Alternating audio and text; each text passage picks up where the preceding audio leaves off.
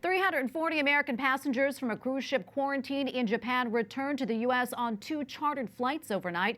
14 are sick with the coronavirus. The U.S. government chartered the flights after deciding the quarantine on the cruise ship wasn't working. The infected passengers were put in a specialized containment area. One flight landed at Travis Air Force Base in Northern California, the other at Lackland Air Force Base in San Antonio, Texas. All will now be quarantined for another 14 days. And in China, thousands of Communist Party officials are supposed to meet early next month for their annual party congress, but that may be canceled. Meanwhile, at churches in Hong Kong, masses are canceled for a couple of weeks.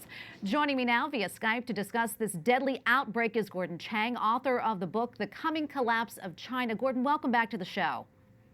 Thank you, Tracy. So, Gordon, a report over the weekend said that Chinese President Xi Jinping was involved in the response to the coronavirus early last month, even before the public was notified. Can you talk about that, and how do you think that makes him look in the public eye?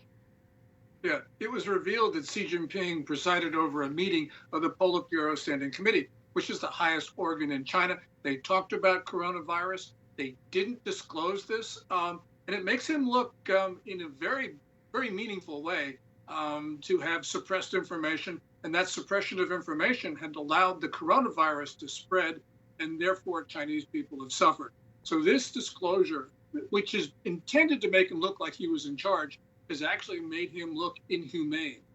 Gordon, overall, what's your take on how the communist government has handled this outbreak? Well, they allowed this coronavirus to spread throughout China because the first patient was diagnosed on December 8th.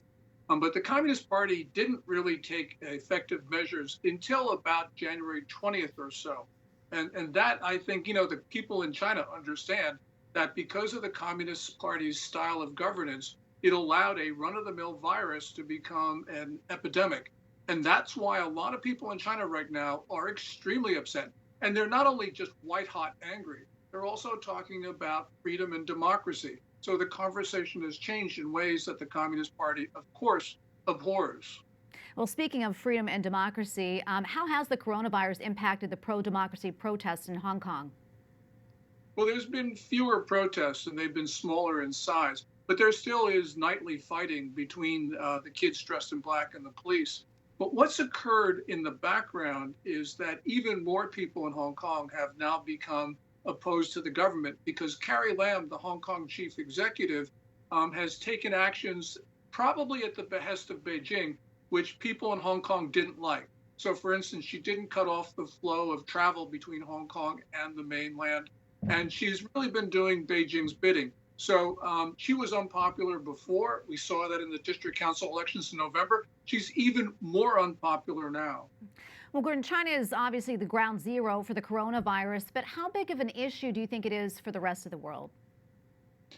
Well, in some parts of the world, it's going to become extremely serious. So, for instance, in Africa, maybe even in South Korea, because in South Korea, Moon Jae-in, the president, has not restricted travel between his country and China and hasn't taken measures. And he's coming up in parliamentary elections in April. So I think you're going to find that some of these countries, even with well-developed healthcare system, are going to have problems. In the U.S., we're okay. The number of infected patients has remained relatively stable before these 2 planes landed.